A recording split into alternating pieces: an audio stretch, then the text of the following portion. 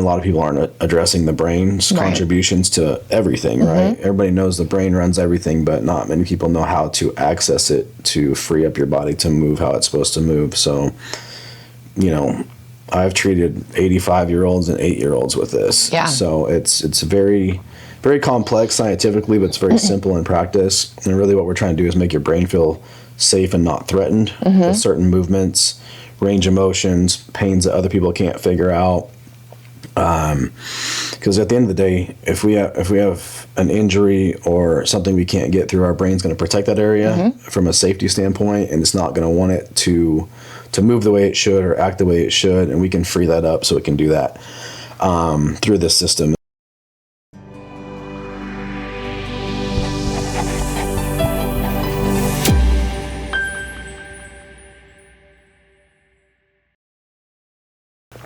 Welcome to Behind the Brand, where we uncover the stories, struggles, and successes behind the businesses you love. Today we are here with Wade Houchin, the founder of 289 Sports Performance, to learn how it all started and what it took to bring their vision to life. Welcome. Thanks. Eventually we'll get there. Yes. So we're good. Yeah. Thanks for having me. Absolutely. So tell us kind of where you started your business. Like, you've got 289 Sports Performance, but you guys, tell us your story, basically. So we started in Nebraska. I was a teacher and a football coach for a long time, high school level. And when I became a head coach, especially, they'd give you the weight room, whether you're ready for it or not. Yeah. And I was at the place in life where, I don't want to be unqualified to do what I needed to do. And so I really started to fall in love with athletic performance, strength training, things like that, to the point where it kind of became a thing where my passion for that was outgrowing my passion to coach. Okay. And so I started going down that road, and then when you're in education, you play the education games, so you're like, oh, I need this degree now. And so when I went to be a coach, got a master's degree in coaching and athletic administration to help me get in the door, which I think it did.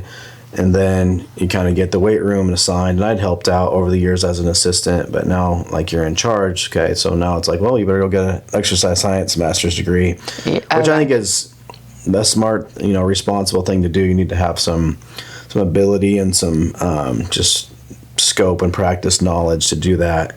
And so I kind of played those games, and then just my love for that started to take over, like I said, and then we literally in the basement of our house, things we have in Nebraska. It's a living quarters under the ground. I was born there. Yeah, you do. So, you have almost a whole nother house underneath your house. So it's a living room area, and it kind of had a big space, and we started training my daughter's friends down there when they were 8, 9, 10 years old, and so we sold a pool table so we'd have space to do some sled work downstairs on the carpet, and we had one squat rack and one set of dumbbells and one everything, and just her little softball teammates started coming over, and I'm like, this is kind of fun. And that's awesome. That started to grow, where then I had a friend of mine I got in, he had a boot camp gym, and he had a little corner space that he wasn't using, so I started bringing people into there. It was probably 100 square feet maybe. Oh, wow. With a little turf strip down the side of the gym, and so we kind of grew, I guess, there, and got some more people in, and so I was kind of a 1099 for him. And I think just one day I looked around, I said, I've brought all these people in, and he's paying me an hourly wage that he can afford, and I'm like, I should probably just take my ball and go home and do something, bigger with this. And so we sold our house that we loved, kind of bought not as nice of a house on a couple acres, and there was an old pole barn on the property, and we turned that into a gym. Are you serious? And we're talking wood and metal, no insulation, no nothing. And seasonally in Nebraska, it's going to be hot in the summers and very cold in the winters. And labor of love, I took painter's plastic and hand stapled every square inch of that, the ceilings, the walls, everything, just to try to hold some heat in. And it was about 4,000 square feet. And oh, wow.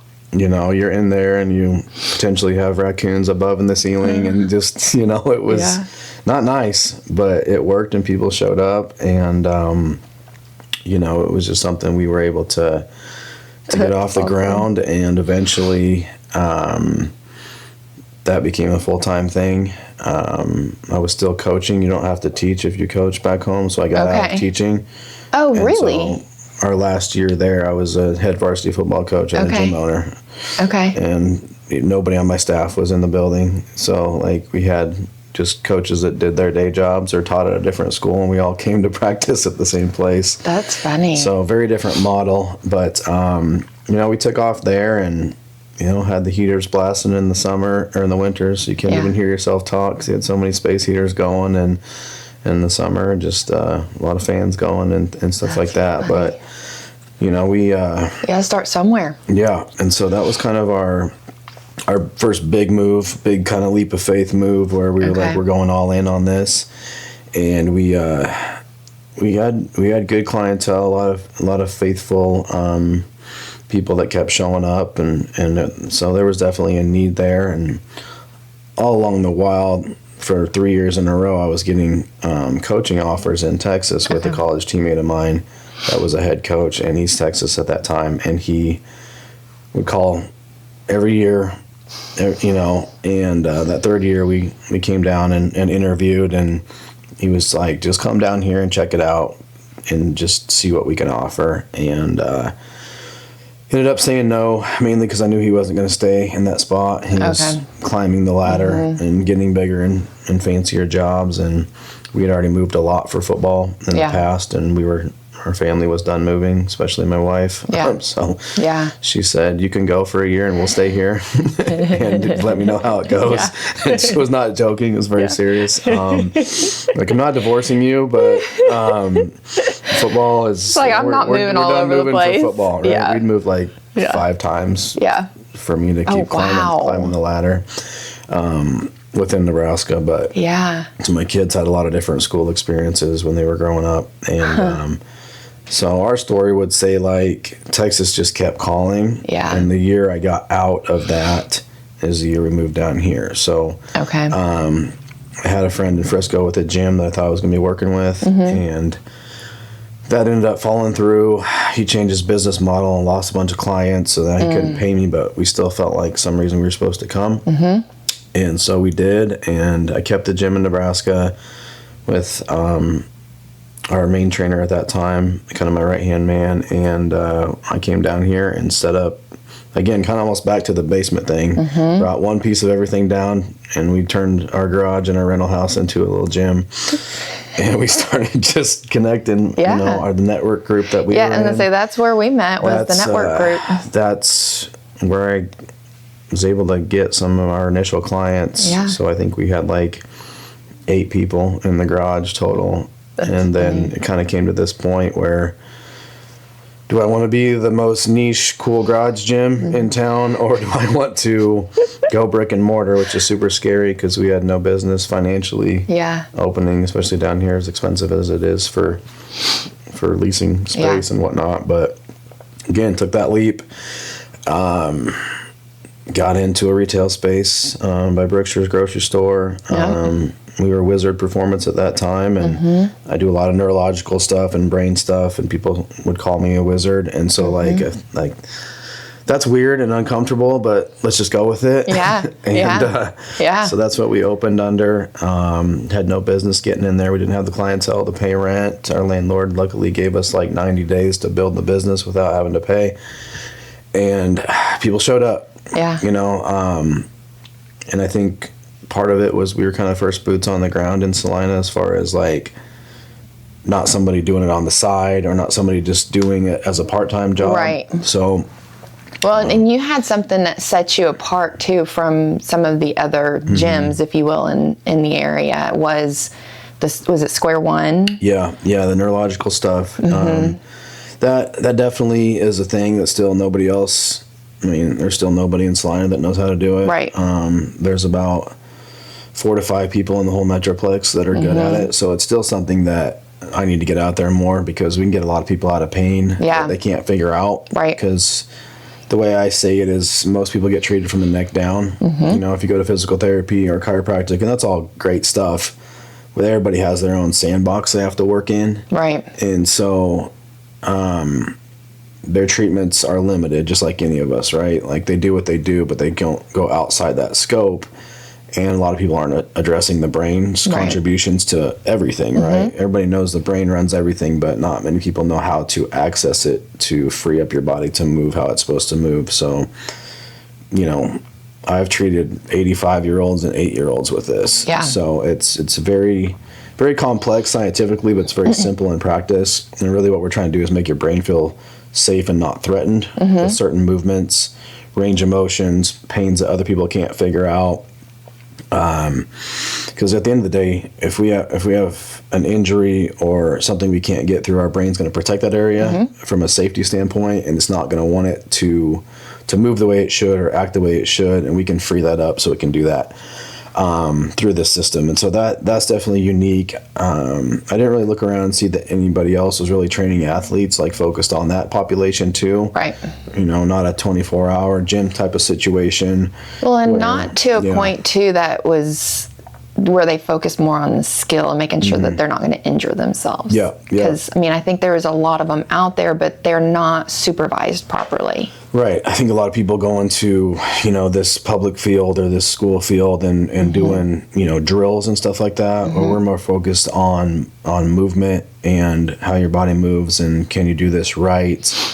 We're not trying to chase heavy weights in our facility as far as just see how much you can lift type of thing. It's more build the foundation, especially with the youngsters, get them rolling and crawling and doing things that they don't do as kids as much anymore. Yeah. And then as we progress, it becomes a philosophy of we're trying to fill in the gaps they're not getting at school, right? Because a lot of kids, especially around here, they're working very hard. Depending on where you're at, the competency of who's in the weight room varies a lot. And kind of like my story, I got thrown in there unqualified at the time. That's still very commonplace.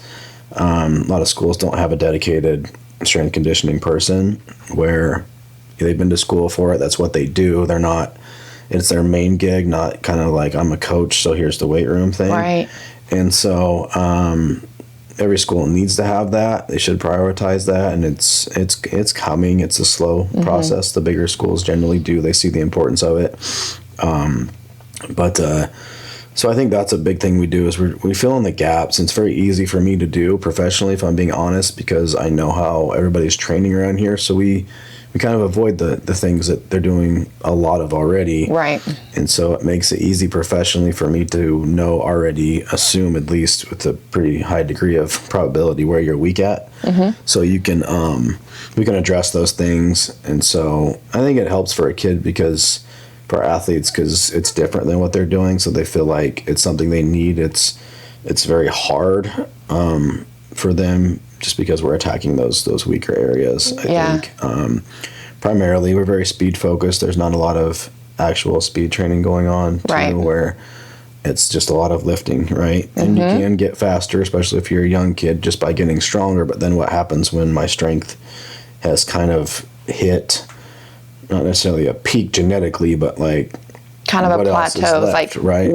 How do I get to that next level? And I mean, like, you look at a sport I'm not a huge fan of, is powerlifting, and if you love it, then awesome, that's fine, but really you get good at 3 things. Yeah. And so it causes a lot of negative aspects to overall performance because you're not addressing very much. And a traditional weight room isn't a whole lot more advanced than that. On the other side of the fence, being on that side in the coaching world for so many years, I can empathize with the struggle of, I got 50 kids in here. I can't exactly. I can't really coach a lot of technique because there might be 1 or 2 people in there. You know, depending on the atmosphere, sometimes it's 4 coaches drinking coffee and just watching kids work out. Yeah. Right? Yeah. Making sure they're not doing anything stupid. Depending on the school. Like, no one died today, we're good, right? So I think that's where we come in, where we complement that, right? Versus, you know. Not a replacement, but actually helping. I don't consider it more work because I'm very anti more work actually. Kids don't sleep enough, they don't eat right, they're not recovered, right? We have mutual physical therapy friends that treat a lot of injuries from overuse already, so parents can be like, why would I go more? My kid's already Right. smoked. They got shin splints. They got stress fractures. They got all of this. Why would I go do more? And I hear you. I hear you. So it's different. It's not more. It's different, right? Yeah. The messaging is really important, I think, for me, because without being in our building, you don't really know. It's going to look and sound like everything else that everybody else is trying to pitch, right? I think just culturally, we overdo certain things and underdo a lot of other things, from mobility to recovery to all those aspects. So I don't look at it as we're doing all this extra work. It's just maybe smarter work or gap filling work. Right? Yeah, I was going to say filling in the gaps of what they're missing. Yeah, and we don't want our athletes to be dead tired at the end of a session. We don't want to destroy them because they're either coming from something or going to something. We want you in twice a week because we can make progress with that. With how we train is so different. The body adapts fast. And so we really just focus on those KPIs, those key performance indicators that we keep track of that we feel like aren't maybe being monitored as much in those settings, depending on where you're at. There's some really good strength coaches in the area, but there's not very many of them that aren't just measuring your squat and your bench press and your power cleans and things like that, which they're fine movements, but we don't need to do more of that because we're getting enough of that. So, and the cool part is when you add what we do plus what they're already doing, then everything gets better. Right. They're less injured. We don't ever use the word injury prevention because that's just not true. You can't prevent things, but you can certainly increase the odds that we're not getting hurt because we're moving in different directions. I just try to program our stuff to look like the sport as much as possible. So we want to change direction like the sport makes us change direction. We want to be strong in different ranges of motion. We want to be in full ranges of motion, right? Not just 2 feet on the ground, the same thing over and over again. Yeah. So that's kind of more specifically what we try to do for that gap filling with how we train. Got it. So you do that. You work with kids on their sports performance, filling in the gaps. You have mom classes as well with Kira. Yep. What else? Is there anything else that you guys do? Yeah, we've got into the whole peptide space. Oh yeah, the peptides. Yes. Yeah. So super hot topic. Yeah. You know, super taboo in certain circles. Long story short, I'm in a network of doctors and health practitioners. It's a private network. So we operate on the Constitution, basically, where they built the company off of constitutional freedoms where we can practice independently under certain articles to build the company where, you know, people are like, well, you're not a doctor, you can't prescribe this. Well, you're right, I'm not. Yeah. But I can. Yeah. It's one of those things where I think we talked earlier, like people are conditioned in the medical system to like, I have to go there so that person with the letters behind their name can write that prescription. Yeah. I'm not saying that's irresponsible. Right. But we don't always see that there's other ways. Like I said, there's a trust piece there too. You have to trust that I'm not going to give you something that's going to cause you harm, that I've done my research.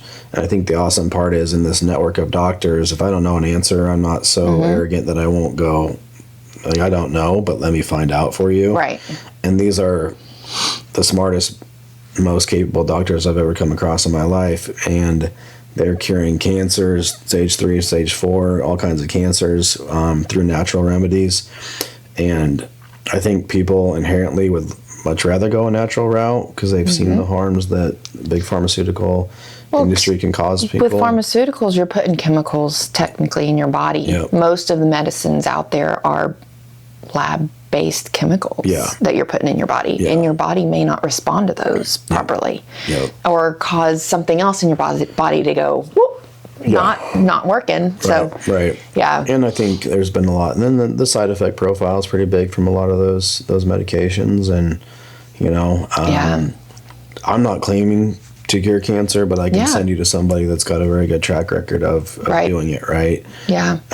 People on a network that can see exactly what supplement you need through muscle testing. And that's more commonplace if you find more of a holistic health person. But we have those people in our network. One of my kids is going to one because I can't do personally what they can do right. for him. And so they're touching a bunch of vials and muscle testing. And so far we've got rid of 2 food allergies, completely gone. Wow. Just by heavy metal detox and parasite detox and stuff like that. And so, yeah, we carry all the peptides. And I think peptides are, a lot of people don't know that's a broad scope term, right?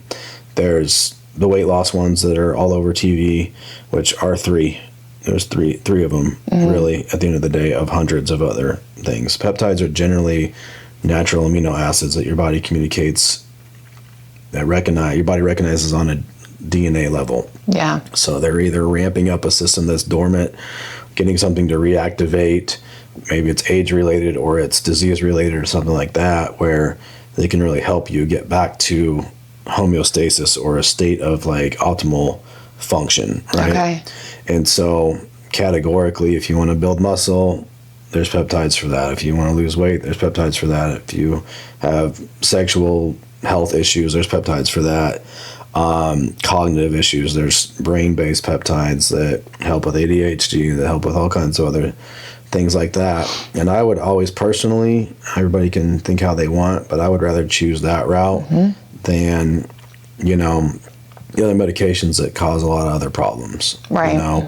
Getting to the root cause of people's health issues is really the main focus in our network. And we want to get the body completely flushed of all the bad toxins and stuff so you can operate how you're supposed to. A lot of people don't realize that all of us are carrying parasites around. One of our doctors says, put your hand right here, and if you feel the pulse, you have a parasite. So, like, if you have pets, guaranteed you do, right? There's parasites in our tap water. And the way that I view the world is our water's toxic, our air is toxic, our food is toxic, and we can't expect to ingest and absorb all of that, right, and function optimally. It's not the way it used to be. Even a can of Pringles that we grew up on is not the same can of Pringles now, right? McDonald's fries used to be potatoes, salt, and tallow. Now there's 30, 40, 50 ingredients. Yeah. Everything's been modified. You can't say, I ate that when I was a kid and I'm just fine. It's not different. The same thing. Yeah. And so really, all of those factors speak to the need of, I got to cleanse my system internally. Yeah. And so we have ivermectin, we have fenbendazole, we have all these anti-parasitic medications that, no, you don't need a prescription. You can order it from me and have it in 3 days. Right. So, if you don't clear out that base foundation, what we're doing really is just slapping Band-Aids on issues that aren't curing the actual cause. Right. It's not getting to the root of it. You have a side effect, and then you got to do another medication for that side effect, right? And so do you want to go down that route, or do you want to figure out what's wrong with you and get those things sorted out? Yeah. Like I said, if I don't know, I know people that do know. Right. And the cool part is, like, for us North Texas people, like, the company's founded in Denton. Oh, wow. So everything's coming from there, just right down the road. Yeah. And Fairly local. Very local. So it's not like you're dealing with people you don't know. Like, for my clients, I try to take all the thinking out. There's education that's like provided when you're a member. You can go on the website and learn how to take certain things. You can plug in calculators. You can do it yourself, but I do that for people anyway. And I think it's just a really powerful space that people don't fully realize what it can do. And really just healing people. If people wanted to get into the peptide world, is there a blood test? Do you go through some testing to figure out or DNA testing to figure out where your body is at your current baseline? That's a great question. Yeah, we're working on that internally. Our main doctor guy, Dr. Blake in Denton, I know he's actually taking some blood panel courses right now because he wants to not have to send people outside of the network to get anything that they need. And he would describe himself as a mad scientist. Like, that's his role. Like, I don't know if I've met a smarter human being in my life. Like like when you talk to him, it's like slow down. Yeah. Well, no, that's kind of a person that I'd love to have in my back pocket. Like, okay, I've got all these questions. Like, no, it's phenomenal. Like, and he is the most giving, does everything for the right reasons. That's awesome. I mean, he operates out of his house. So he has people in and out of his house. Like they're so anti-establishment that it's my kind of people. So I generally just connect immediately with them. They're trying to do things the right way. They're very faith-based people. Yep. And they just want to cure disease and and solve these things. And so like, I would say right now it's like, I mean, go get your blood work done somewhere. We'll eventually have that. And I think that's the responsible way to do it. There's some things that you probably don't need because they're so natural, right? Like there's not, but if you're that person that needs that security or that peace of mind, by all means, go do that. Like I said, we have an enormous amount of education, and let's be honest, like with AI, with all the information that's available, there's not much you can't find. Right. If I'm being honest, like it doesn't replace the human patient care portion. It doesn't replace the need to work with somebody that can prescribe, that can counsel, that can provide that therapeutic touch. But there's not a lot you can't find if you're just looking for information. Right. It's almost overwhelming. It's like, well, who do I listen to becomes the issue. Well, and that's whenever you start looking at the studies and everything else that were actually done in a medical field or whatever. That's what I tend to go towards, is all of the medical studies to figure out an answer to something I'm looking for. And then further down that rabbit hole, you got to figure out who funded the study. Exactly. And if they're ulterior motives of, well, if Pfizer funded it, I'm probably not going to listen to it. Exactly. Right. Yeah. We can talk about their new Lyme's disease vaccine that they're rolling out, and shockingly, there's a tick outbreak. Wow. And you got farmers that are finding boxes of ticks dropped in their fields. So it's very COVID-esque, right? The fact that shot was created before it was popular. It's the same. We're just running the cycle again now. Lyme's disease is going to be the new disease, which is terrible. But we can also treat that in our network too. Yeah. So we've got protocols for that. Yeah. It's debilitating. It's nasty.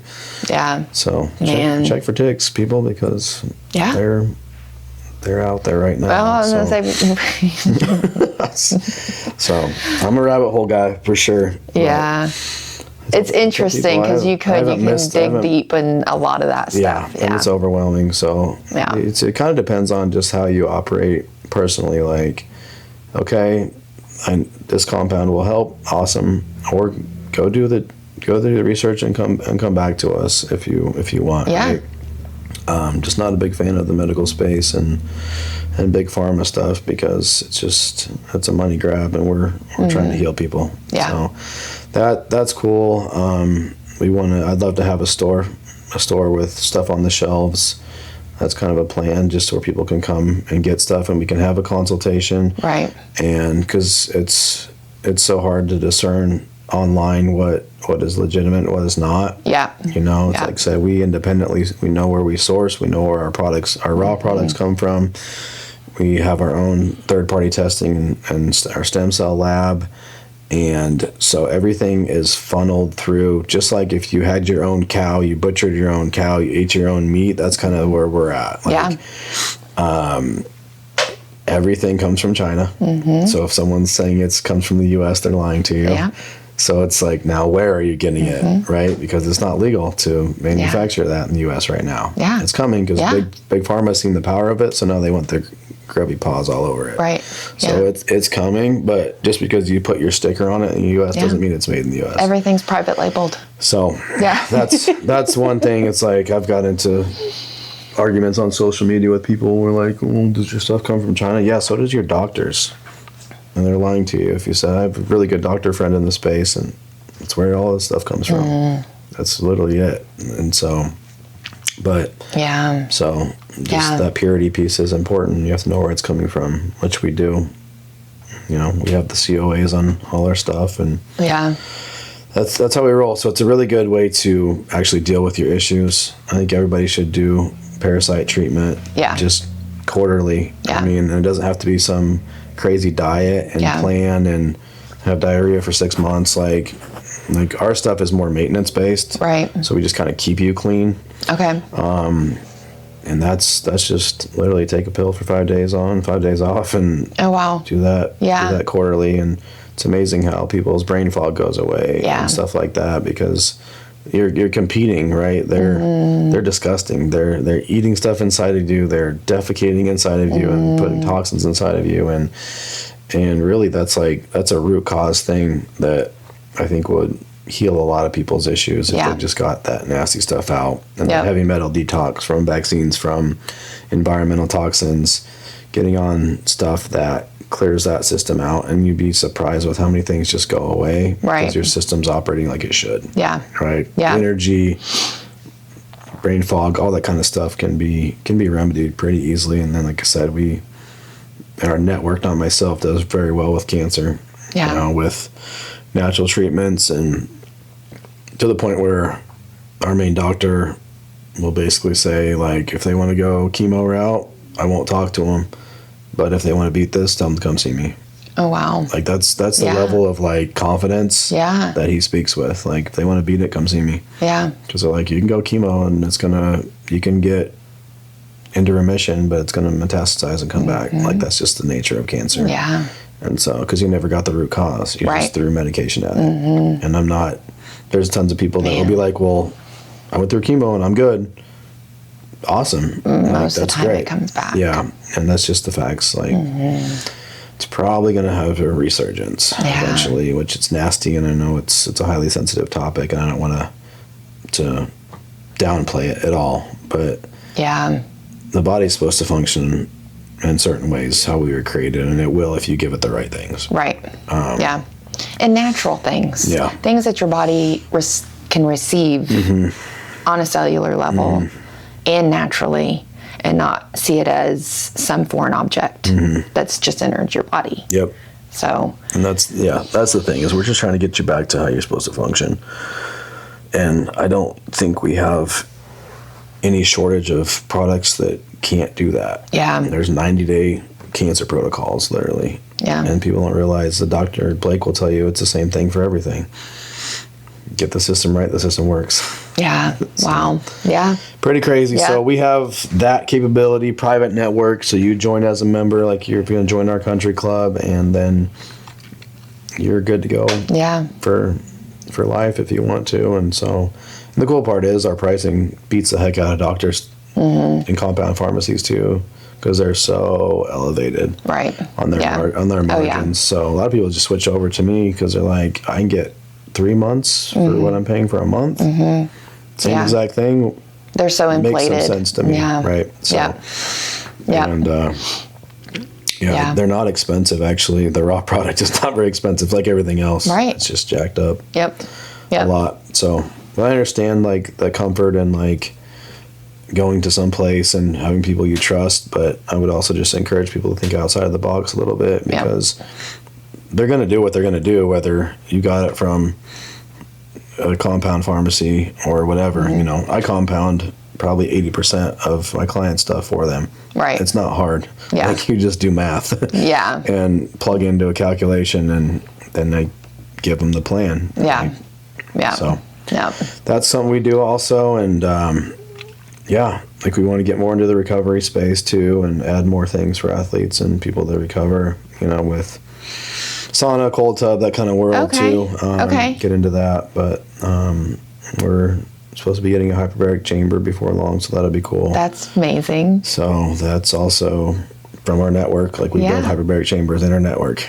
Yeah. So like, they're ours. They have our company name on it. Yeah. Forgotten Formula Company. That's what it's called. And so that's awesome. That's getting built right now, so I'm excited for that. And so really just, we offer a lot. It's just people don't really know a lot that we do. So it's a good chance to talk about it. Right. Yep. So it's really kind of, it's not just sports performance. You're kind of an all-encompassing better health in a sense. That's always your been body. That's been my goal. It's always been my dream, and like, I don't want people to have to go somewhere else for any other treatment, you know. Yeah, so I think that's that one-stop shop that we really want to eventually be, because just knowing that we have a high quality product already, and then we have access to the best medical interventions as well, really can set it apart. And I've come to this realization where, especially where we live, just because it's so expensive to have a business, just demographically where we're at, Right. that I think if you're not big and you offer a lot, it's hard to survive. Or if you're not really small and niche, right? This is, like, go back to the garage gym thing. If we did personal training with 10 people that are paying $1,000 a month, that's a model. Right now, I feel like I'm in the middle ground where it's just like survival, right? Because I don't have all the amenities, really high quality product, but that's really what I've just learned. I think as a business owner, it's really hard to be a medium-sized place and survive. Yeah. Yeah. Because it's hard to pay the bills off of just your gym revenue. Right. Right. Yeah. And that's just. You kind that's of the do. crux. You have to find those other sources of income besides just one thing. Yep. But maybe it's other sources that all play into that one thing. Yep, and Right. feed So off of that. you're a niche type. Kind of an a la carte thing. Exactly. Yeah. You could go somewhere else and build a business for less upfront cost or less monthly leasing space costs and things like that. But I think the balance is you might not get the same clientele, right? Right. So it's like a double-edged sword. Like, the mean income here is high enough where people can afford you, whereas some other places they might not be able to. Right. So Location it's probably is a big wash deal. Yeah. in the end, and location is huge, and, Yeah. and that, having moved a couple times, and Right. you can move 5 minutes and it can make a whole difference. A huge right? difference. So Yeah. yeah, I would love to be more on the north side of town, get more people from this community. We have a handful of people from Gunner that come. But they're pretty committed, right? Yeah. They're making the drive. Yeah. Well, and that's really, in when you really think about it, it's not that far. Yeah. If you prioritize your health and your Right. performance of your own body. Yep. Yeah, I don't. And that's On that. as a business owner, that's how we think, right? It's like, really, what I'm asking for athletes is 2 hours a week. Right. Right. And we live in that world with my own kids being in athletics. We live the same schedule as everybody coming into our building, right? Yeah. We're chasing kids around. And usually our athletes come, and the only 2 days they have without a practice or a private lesson or something else, or a game or something else going on. So it's really, we're after like that minimum effective dosage. Yeah. Where we Quality give you over quantity. enough to improve in the areas that we keep track of, but not destroy you so you can't go do the next thing. Right. Right? Yeah. Schools are doing a good enough job of that already. So I'm just tired of seeing kids sore and tired and injured and beat up. So, Yep. if you ask your 9-year-old to play club sports all year round that never stop, but we haven't connected the dots that I need to train for that, you're really just waiting for them to break down. Yeah. Yeah. And there's not the free play of us old people that didn't have to do organized, structured training at that age. I don't like it, but that's where we're at in society. Yeah. It is a different world from when we grew up, I think. And kids are more capable, they're bigger, they're faster, they're stronger, they're all those things, but they also move more poorly than they ever have. So it's like they skipped some foundational stuff because we just threw them into club soccer when they were 6. Right. Right? Yeah. And then that's all they do is play soccer or play volleyball year round. Yeah, and missing those other muscle movements that So need we to honestly, happen. we go back and kind of go back in time to basic movement things that really just didn't get developed because of our culture. And I think of the epidemic of youth sports, and it's a cash cow, and a lot of club coaches are, they use they pry on your emotions. Well, if you don't play for us, then you're never going to make it to your goals and things like that. And that's just, it's really not true. Yeah. I mean, it's kind of a false flag, false bill of sale, because developmentally you're better off becoming a better athlete holistically than just playing 100 games a year. Right? I look at that all over the place. Like every game I go to with my own kids, the best athletes, the fastest, the strongest, the most resilient to injury are the ones that are still making the plays. Yep. Right?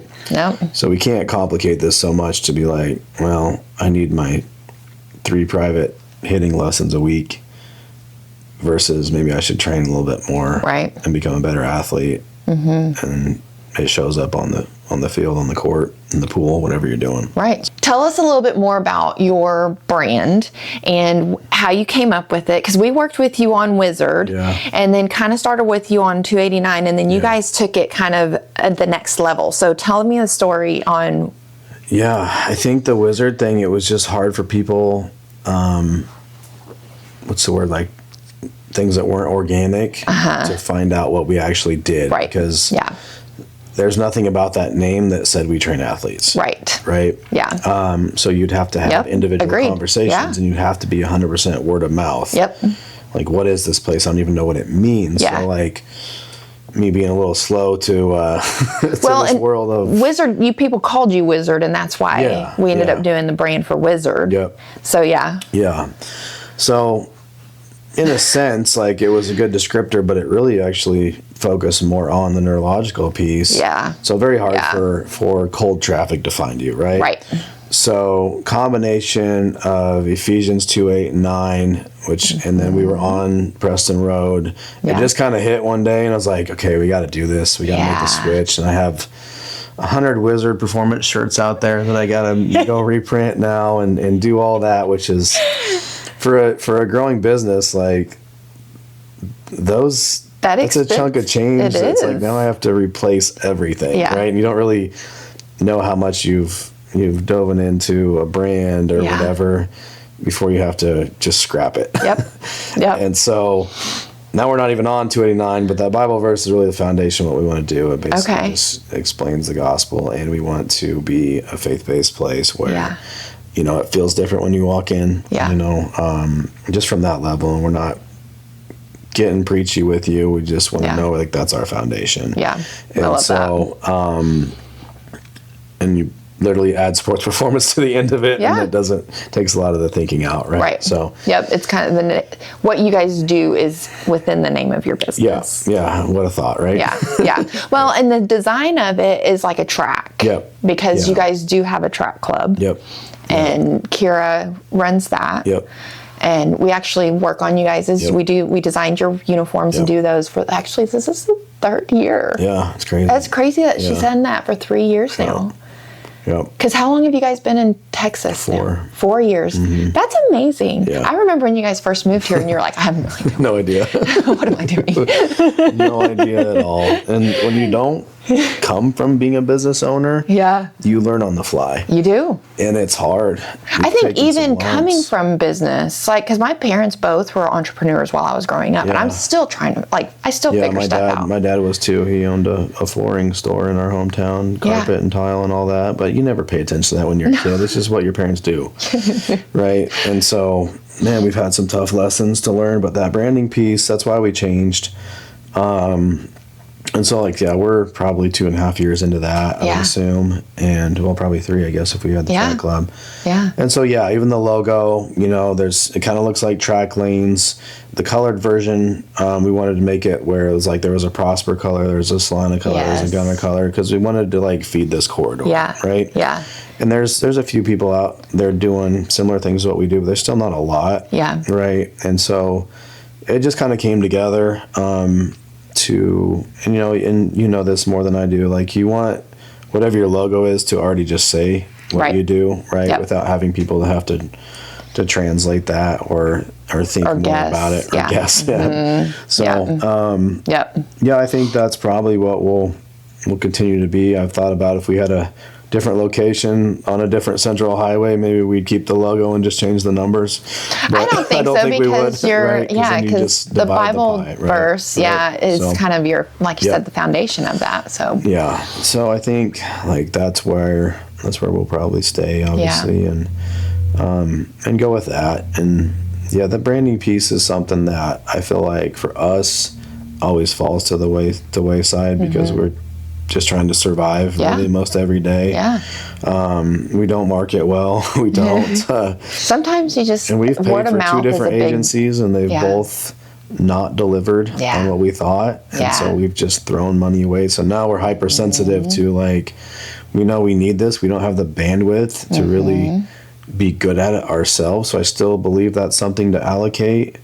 But when you've been not burned twice, I don't want to be that extreme about it, but just it hasn't fed what we needed. right. You know, everything we've signed up for has caused us more work. You know, we want somebody to take it off of our plate. Well, and that's the thing. When you hire somebody, it shouldn't be more work on your plate. It should be that they're helping alleviate some of that. And that's really what it came down to. My wife was doing everything. Yeah. So we got, you know, with a company that had a system and had a lot of resources, but it was on you to go do it. Not saying we shouldn't do the work. You have to do some of the work, obviously. Right.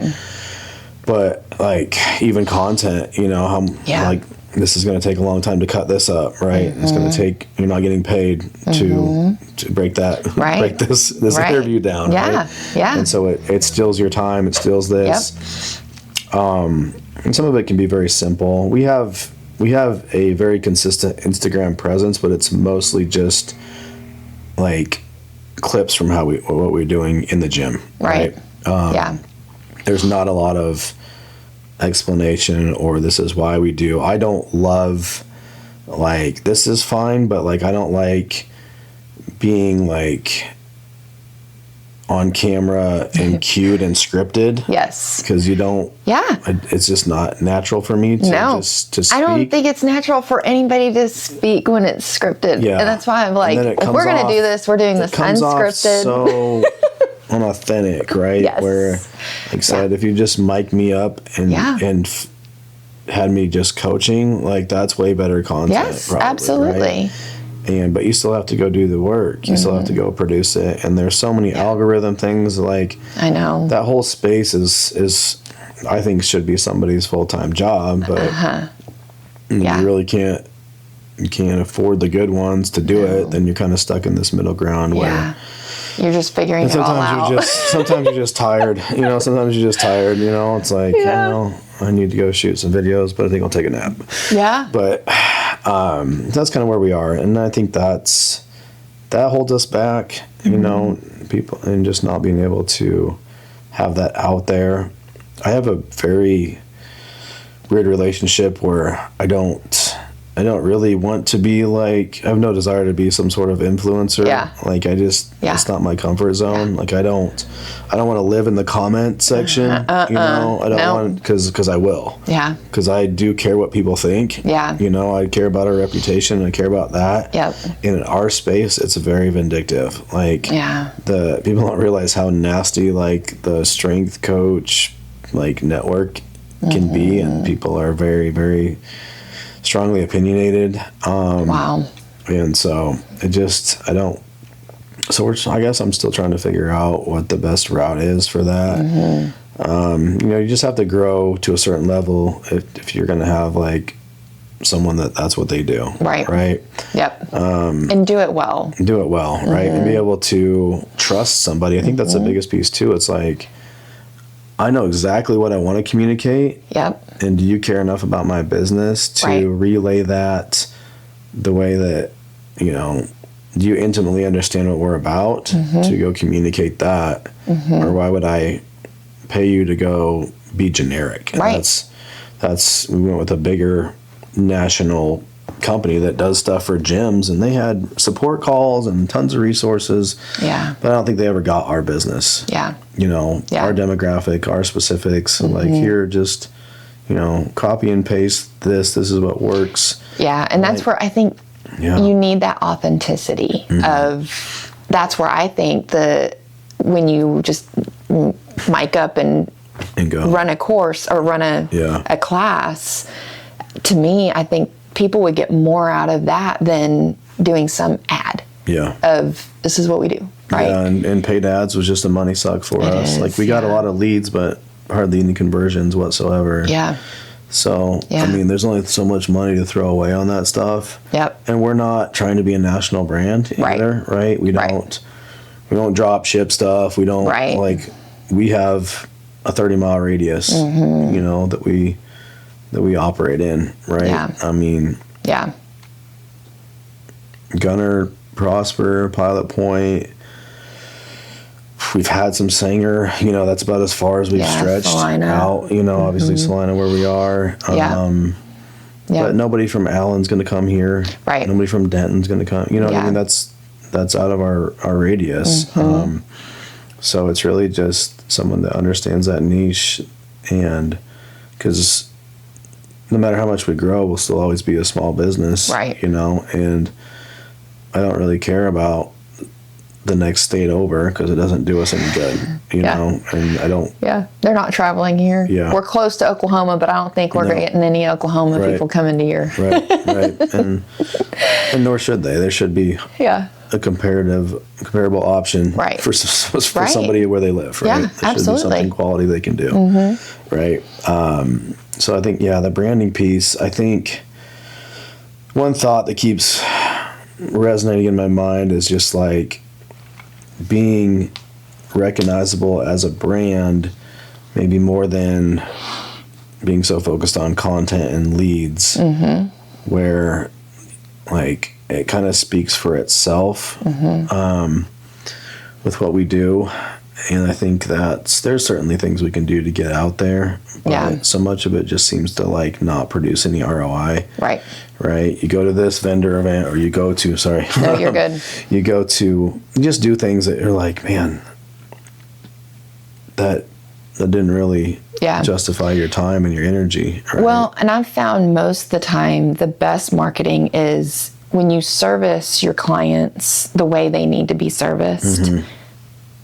They're going to go talk about it with their friends and tell their friends, you need to go, see this person. And that's been that to me is a bigger compliment and a bigger return when you have that one-on-one, I've worked with them, go see them. Because that becomes viral at that point. And that's been how we've grown. And I think you just have to realize that's a slower trip. It is slower. But it's better for retention and for quality, right? Because you get the people that are there for the right reasons. Right. Because we get so caught up in numbers and people in the door. But if they're not the right people, they're not going to stay anyway. Right. So inherently knowing that, but like when you work with a marketing company, they're just so numbers based. Okay, well, if we get 50 more people in, this is the numbers. And like, well, are they 50 right people? Right. You know? Yeah. Because when you sign up with us, it's a contract. Right. For a certain amount of time. We don't do drop-ins. We don't do training packs of 8 workouts, which some people do. But I think that really negatively affects your quality, because let's say your kid comes in and they signed up for 10 workouts. Well, how long do you get to spread those out? Right. I can't move the needle on anything in 10 sessions. Right. You might finally understand kind of what we do. Yeah. And then you're gone. Yeah. And what I really found out is when people leave, it's really hard to get them back. Yeah. I can't think of one person that's left us that was dissatisfied with the service. It's just life or time or schedule. Yeah. And life happens. So you have to create things to keep people in. Right. It's not like being dirty or shady about it, but it's just business. Like, I know, because I've seen it, when you're gone, people get in that new pattern of life, and then they don't see that time that they originally made for you to come in, right? And whether they want to. And I hear that all the time. It's like, oh, we'd love to. We just don't have. Well, maybe you shouldn't play 3 sports at once. Yeah. Like that's what I really want to say. Yeah. Is prioritize. You're prioritizing the wrong things, and you've been sucked into that system so much where you don't have 2 hours a week. Like, doesn't make a lot of sense to me on that level. So, with us, you can go 12 months or 6 months or 3 months, and it gets more expensive the shorter that you commit. Right. And we let you take a break. If you're an annual person, you can pause for up to 3 months because we understand there's busy seasons and things happen, or you're going on vacation. So we want to be flexible, but also, like, this is how we feed our family too. So it's not like we can't just have this come and go method, right? Because then the quality goes down, and I think you don't provide that service, and people, like I said, we're not as sexy as the sport, and so that's the draw. So that's really what we compete against mostly, is that cultural, philosophy that I need to, if I don't play club all year round, if I don't do this private lesson, if I don't play that other sport at the same time, then I'm missing out. I'm not saying that's completely untrue, because some things, but if you're not an elite athlete, what we do is going to help you a lot more than playing more games and doing more stuff, because, like I said, you're genetically gifted. People are going to run circles around you no matter what they do. But it'll also help them lifelong, right? The movement of them as they grow. They don't realize how much education they're getting, right? Right. Like, I did this for 8 years. At least I know how to maintain that or keep going with it. Yep. And I've learned things in a quality manner where I don't have to. Like I said, now I'm not that adult that walks into a gym and just stares at machines and I don't know what to do with these. I think this is working. Yeah. It kind of hurts, so it might work. Yeah. But is there a plan? Is there a program? Yeah. You're probably not going to do as much speed work as an adult that we do, or maybe not as much plyometric things, but I think there's some good benefit to being a lifelong healthy person doing that too, right? Because you got taught and you got coached. Really, I look at it as coaching. It's I approach a session the same way as I would as being a football coach for 15 years. Like, we're coaching you in a session. We're not just watching you do exercises. Right? Like, I'm beat at the end of the day because I'm on and I'm going, and that's how it should be. Right? And so I think it's a little off-branding, but... But it actually isn't, though, because that's the thing, is branding isn't just your logo. It's your identity, right? And to me, that's part of your identity, is having that quality aspect of your performance and how you coach your athletes that come in, and even the square one. I mean, that's part of all your brand identity for 289. Sports performance is, I think I think I've mentioned this with another person that I interviewed, was branding is not just all about the image. There's so many different aspects to it, and to me, that quality is a big part of it. That identity of who you guys are that are behind 289 is what people trust to come in and bring their kids in, and that's all part of your brand, right? So I think that feeds the other things that we want to do too. Like, okay, if I trust my child to go there, then maybe I trust them to do the other services, right? And I think it feeds that. That's all we really want to be. We just want to be like a place where people feel like they can be themselves, and come get better, come reach their goals. But like, our environment, again, without walking in the doors, but like, we don't have kids that don't want to come. Right. You've created a culture in your brand. We don't see bad attitudes walking our door. We don't see like, I got to go here again. Like, might not be their favorite day because it might be hard, but like, I mean, our kids come in, they immediately go shoot baskets on this low hoop, and they just play. And if I didn't tell them to quit and go get ready, they'd sit there and play the whole time. Right? And I like that. That they just come in, they immediately go grab a basketball, and they just. Well, and that's part of what kids need to do, right? Is go grab that ball and just start shooting, or go be kids. And move 100%. different parts of their body that are maybe getting moved in whatever sport they're playing. When they play a 5-minute little pickup game on a 7-foot rim that they can dunk on, Why not? like they're cutting, they're jumping, they're running around. Right. I can't create a warm-up better than what they just did by themselves. Like I'm not that arrogant to think that I can make something up better than that with cones or, God forbid, a speed ladder that we'll never have in our gym. Most retarded piece of equipment I've ever seen. But I love it. But yeah, it's like I want them to want to come, you know. And people come with a smile and they leave with a smile. I think that's not something you get at practice. No. My own kids love sports and they don't like practice most days, right? Like, ugh. And that's just something I think that is the culture piece. We keep track of a lot of things. Kids physically change their own records when they beat it on our whiteboards. And so like that, those little things, it's like little dopamine hits, right? Yes. Like every single day. Yeah. So like they get a chance to compete against themselves every single time they come in. Right? Yeah, you're with a group, so there's some competitive nature with especially boys and young boys that just want to outdo each other. Yeah. But there's not a day where you don't have a chance to set your own record on at least 2 different movements.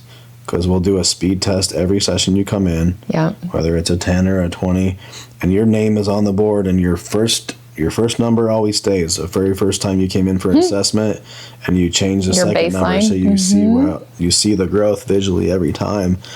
And that's something we stumbled onto. That might be the best cultural thing that we accidentally stumbled onto. Is there's just gobs of names on the board, and you know when you beat it.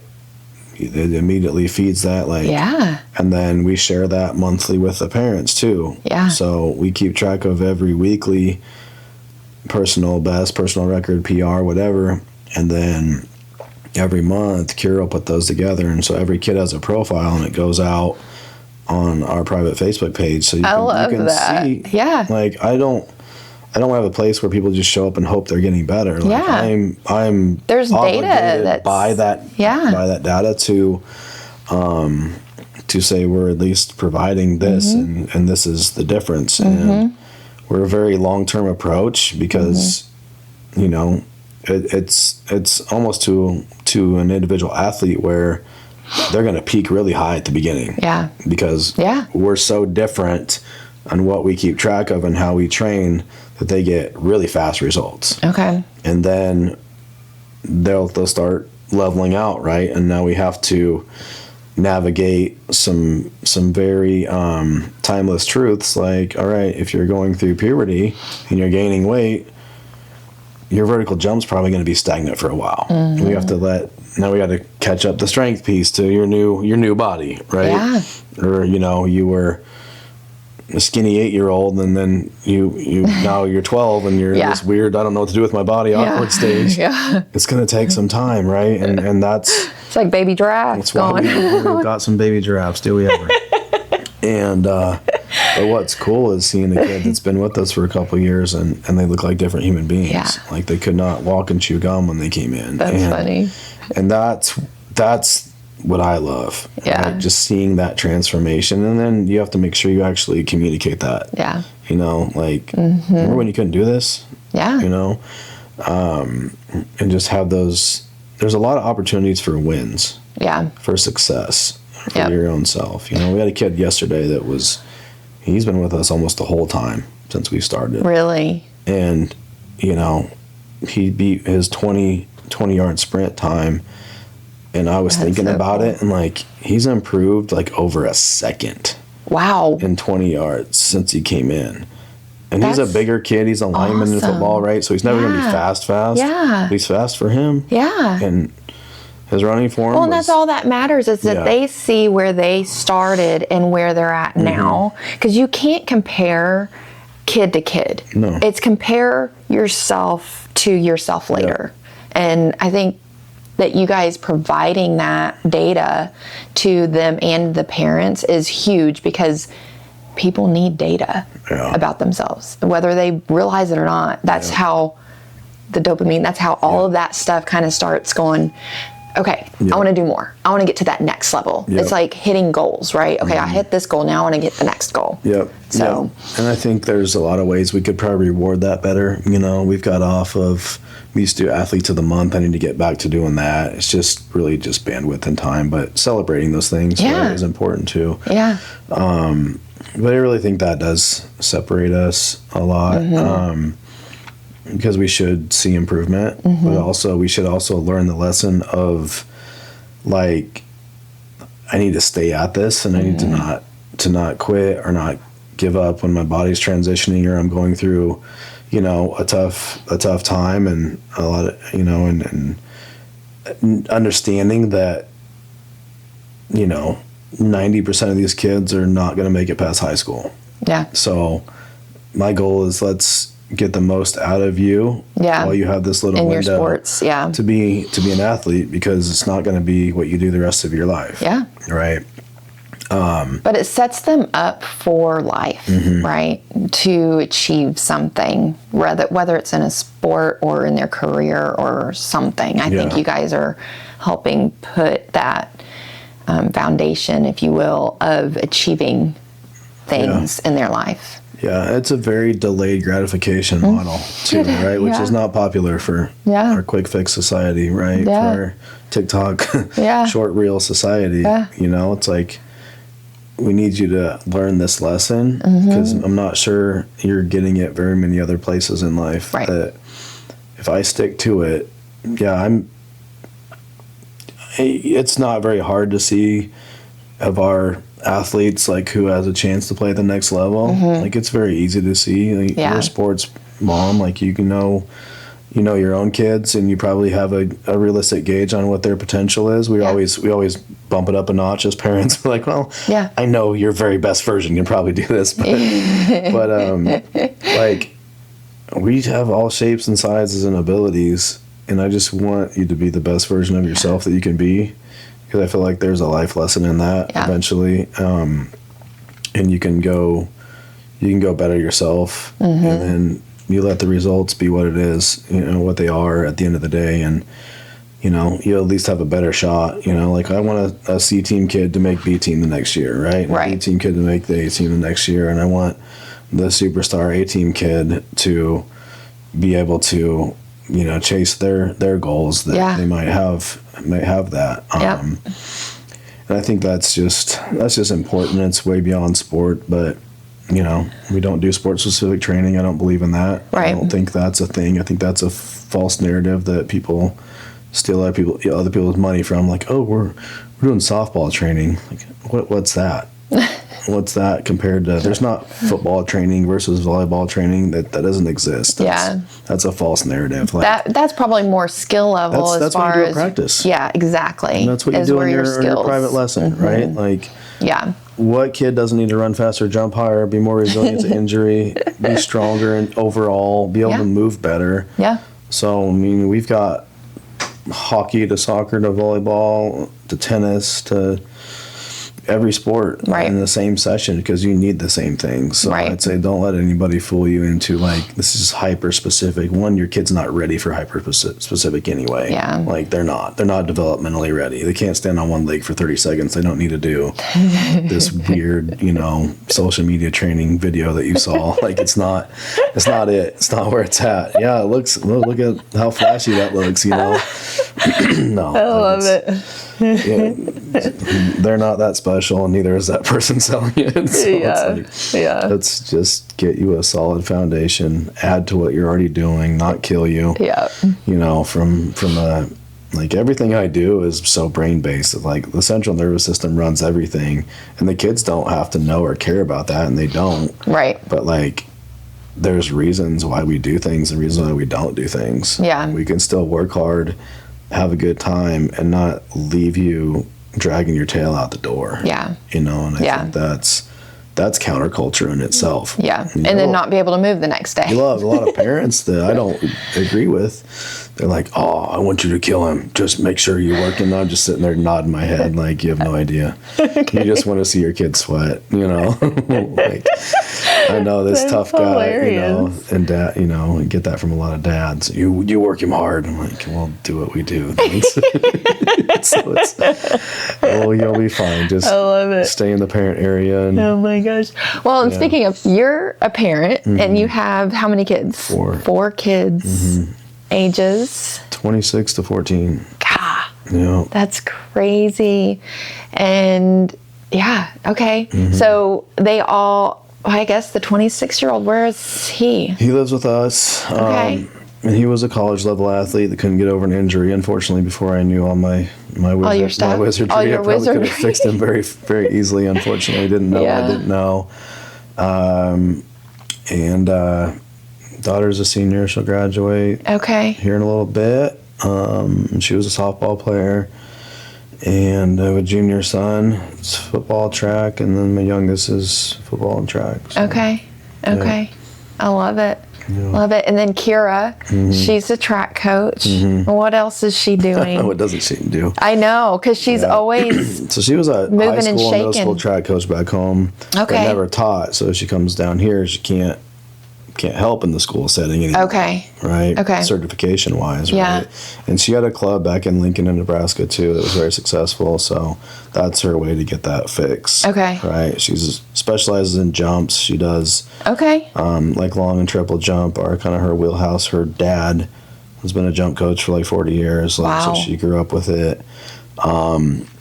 And so she does private lessons too. I think she's got 3 or 4 from Gunner she works with too. Okay. And that's the thing too. It's like our coaches and teaching shortage and all of that. Sometimes you don't get a competent person, and God bless them, they're trying, but Yeah. they don't know what they don't know. Right. And sometimes they just get assigned. Yeah. Right. A lot of Hey, them just are You assigned need to and- coach track because we need a warm body. Yeah. Right. So she Yeah. actually facilitates and helps high school coaches a lot too. Okay. Kinda under the table. Yeah. And, we'll write programs for them or shoot videos and Yeah. technique stuff like that too. And so she's very skilled in that as well. Obviously helps out at the gym, runs kids around, and Yeah. has a skincare business. And Yeah. yeah, she does. Well, and she also does FCA. She runs FCA huddles. She runs a Pilot Point huddle. Okay. She's involved at Salina as well. So that's I guess her. I don't know if it's her main job, but it's one of her main jobs. Yeah, So takes up she works for North Texas FCA and Okay. does helps out with the big camps and Yeah. the big, like marriage weekends and the fundraising dinners. So she's kind of in charge of the big events here in North love Texas that. too. So she plans all that out. So Yeah. works a lot harder than I do. Yeah. That's for sure. Yeah. Yeah. Juggles a lot of Doesn't need things near at as much once. sleep And as I need. Yeah. So yeah. I love her. She's awesome. So running a business comes with struggles and Yeah. challenges. What are some of the challenges that you guys have faced that, Yeah. First of all, it's expensive to run a business is here in North expensive. Texas. Yeah. Right. When you look at revenue coming in versus what you take home, there's a giant gap. there is. There's a lot of expenses and overhead that you Yeah. have to have, especially when you have a brick and mortar. Yeah. There's Yeah. And stupid. I mean, you're looking at, when $22 a square foot is a good deal around here, like it's crazy. Yeah. You start adding up the numbers because I've had a lot of people look at like, wow, look at all those names you got on those boards. You guys are doing awesome. I'm like, there's money coming in. There's not a lot staying in. Yeah. And that goes back to offering different services, right, and other revenue streams. But, we've learned some tough lessons on, with landlords and what you can and can't do if the building's not yours, and having to eat a lot of costs where, and some tough, very expensive lessons. Yeah. I think one of the hardest things is when you have a service that is not, go back to this word, deemed essential, right? Okay. Like you're not an electrician or a plumber or Right. something that where it's a voluntary service, right? Right. Where Yeah. people have to decide that they're going to add this to their time, to their monthly budget, to all of that.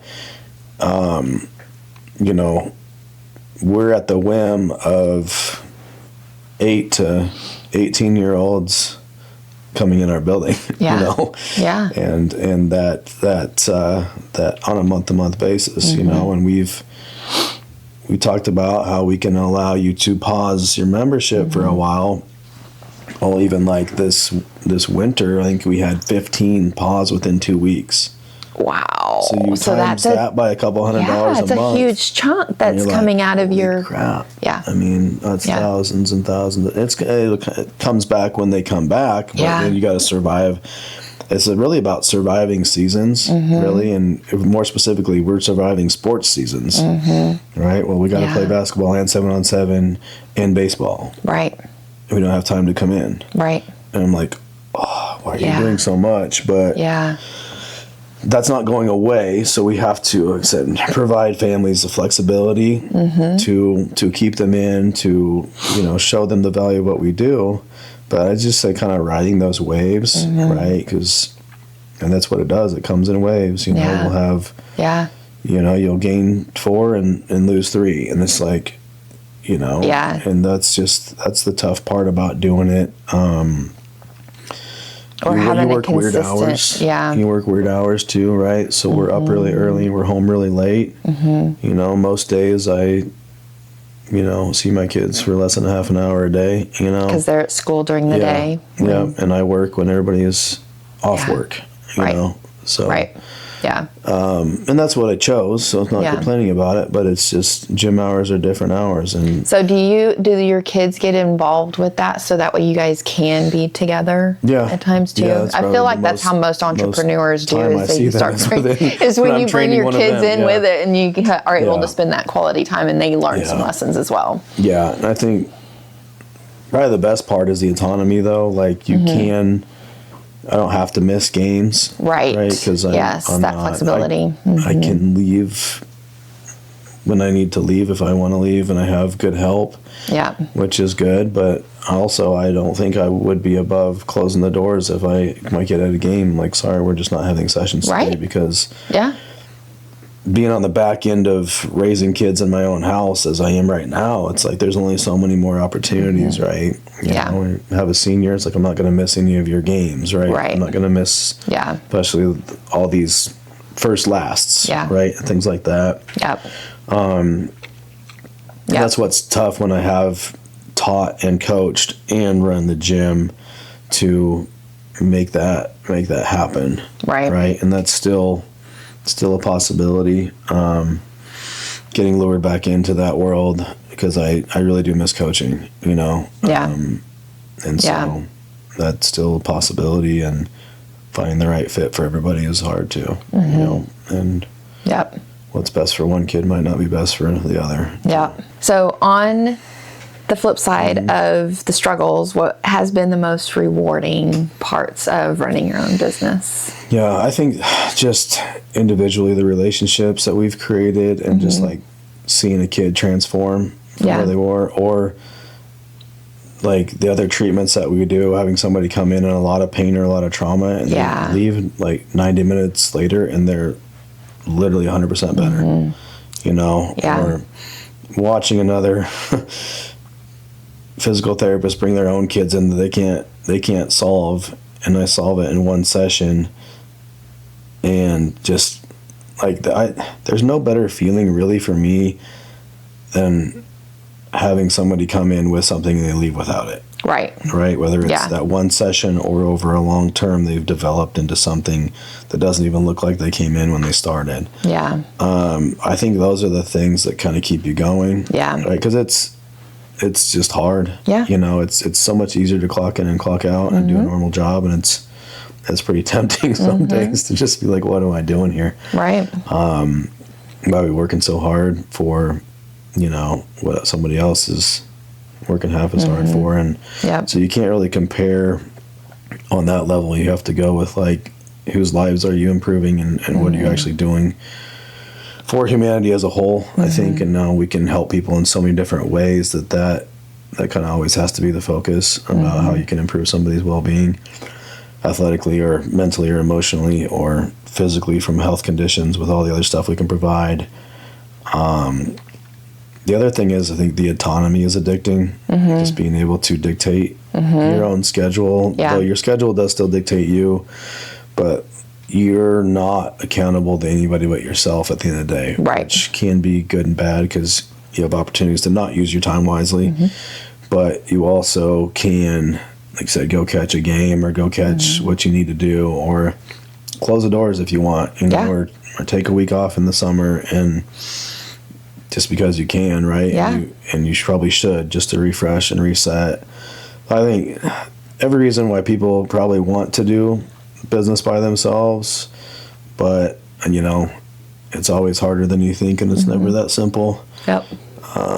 But yeah, I think as long as we're still helping people and we have that purpose, then there's still a reason to get up and do it. Yeah. And if God changes that mission or that path, then that'll be fine, because I think one thing I've learned, having multiple, what I would say, careers that someone could retire in. Like, I was an electrician out of high school for 6 years, and I was making great money. I just didn't feel like that was what I was supposed to do. So I go back to school, 24-year-old freshman, just walking into campus like an 18-year-old. Yeah. And go through all that, play college sports as an old guy, and go through all that, and then go teach for more than a decade, and have that, and then get pulled out of that career. And now we're doing this. Yeah. And I think it's just what I've learned is, like, it's just ages and stages of life. And we got, I think, conditioned, especially in our generation, that you go to work, you go to college, you get a degree, and you go work that job forever, because that's what largely we saw our parents do. Yeah. Right? There wasn't all of this, you can be a 10-year-old and being a millionaire on YouTube type of thing. That's, I think, very distracting for people, right? Yeah. To go do. It's like, or why didn't I figure that out? Yeah. Why didn't I make cat videos and be a millionaire or something? But, like, I just don't, I feel like you just have to be sensitive to what you feel like you're called to do. I agree. And who you're called to serve, and just kind of let the results be what they are, because, we're not taking any of this stuff with us anyway. So Yep. I feel like if you don't have a purpose in what you're doing, it can be a pretty lonely ride. And so we have to stay grounded on why we're doing it, and not try to get caught up in there being more month than money at the end of at the end of the month, and things like that. Because I think you know this too. If you study successful business people, it's usually the ones that didn't quit. Yeah. When it gets hard, that's what they'll tell you. It's like, what's the difference? It's like, I just didn't quit. Yeah. I didn't. You figure out, you innovate, you figure out new ways of doing things, and But I love that aspect, or what you said, where it's, what you're called to do, and you're listening, because to me, that's a big part of why I do what I do, is because I feel like I've got it, like, it's ingrained in me, like, this is what I'm supposed to be doing, and that God's kind of showing that path. You just have to look or listen, right? Yeah. And it's just, if it decides, if he decides one day, it's time to take a different path, turn, I don't know. I feel like I agree with you on that one. We have these innate abilities and gifts, and there could be different tracks. Exactly. Right? Even when I was an electrician and I was the foreman on a job site, it's a leadership role. Yeah. Been a head football coach. It's a leadership role. Yep. So there's certain things you think you're wired for. Even as a kid, I was the one organizing the pickup games. I was the one calling people, hey, we're going to play basketball at the playground at this time. Yeah. So it's always been, I don't function well when I don't have some keys to that car. Yeah. And if I'm not driving the car, I'm going to sit in the back and hope you can lead me well. Yeah. Otherwise, I'm not going to hang around very long. Yeah. So you kind of understanding, like, that is really the calling to teach, to coach, to elevate people's lives, and that can look differently, and to lead, And so I think the older I get, the less I care about what I do, and more importantly, like, how I do it, and does it correlate with those gifts, right, and those abilities that allow people to do that, because not everybody's cut for it. Not everybody can lead, not everybody can coach, not everybody can teach, and there's generally a higher responsibility to that calling, right, as well. So it comes, I think, with a daily level of this dopamine, but mixed with stress, mixed with anxiety, mixed with all of these things that you wake up with, but you really probably wouldn't have it any other way. Otherwise, if you've been on something that was not satisfying, you're like, well, this isn't me. Yeah. And that sounds good when this stuff can suck, Yeah. on certain days or certain weeks or certain months. But then if you go do something out of your wheelhouse, it's just not fulfilling. Right. Yeah. Well, and everybody has their own thing, right? Yeah. Everybody has their own gifts that they're called to do, and it's just following what that is and don't do what everybody else is doing, but do what you're supposed to do. Yeah. And that's what I think is important with all of that. So Yeah, and don't apologize for it either, Right. because Yeah. those that care will see it, and those that don't, you don't need them. You don't need them anyway, Right. And there's a level of expectation that I have for myself, and that's kind of what I carry on to people too. So, like, if you don't fit, that's okay. Yeah. Just understand we're not for everybody. Right. To that standpoint where, like, you're gonna have to be wired a certain way, and that does disqualify a lot of people that think that's what they want, but they really don't. And that's fine, because I'm not here to serve or be like in these margins of this average. Like, I can't do average. We have to be chasing something better. Yeah. So, Yeah. yeah. Yep. I love it. Yep. Well, I appreciate you coming on and having good. this chat. This was fun. I loved it. And is there anything else that you want to share? And No, I just say, like, if you want to know more, just follow us on social media. Yeah, so I was our gonna say- Instagram, like 289 Sports Performance. Okay. At least you'll see what we do. There's always stories and reels and stuff. At least you Yeah. can kind of like, oh, that's what they do there. That's what it looks like. Yep. In-house. Said, not putting a lot of content out necessarily. Yeah. Which might be necessary, I think, as well. But just, we have opportunities for you to come try things out and experience it. And if it's for you, great. If it's not, that's awesome. Yeah. too. I love it. Yep. Well, thank you for coming on, Yeah, chatting appreciate with having us, telling everybody about your business, and go check them out. Follow them on social media, website, all the things. Yep. So thanks for watching.